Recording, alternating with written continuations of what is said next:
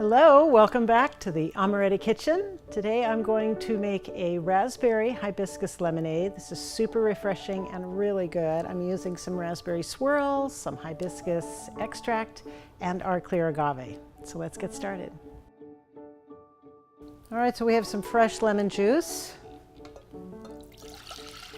the hibiscus extract, our agave, and the raspberry swirl.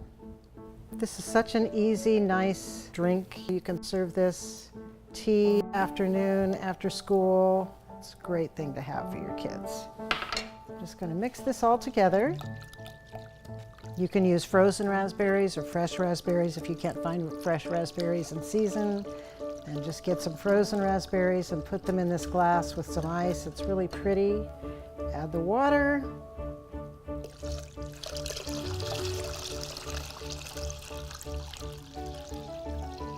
And now I'm just going to pour it in the glass and we are going to be good to go. Thanks for watching. I hope you enjoyed the video. Please subscribe to our channel. You know, we want to keep you updated on all of our discounts, our promos, and our giveaways. See you next time.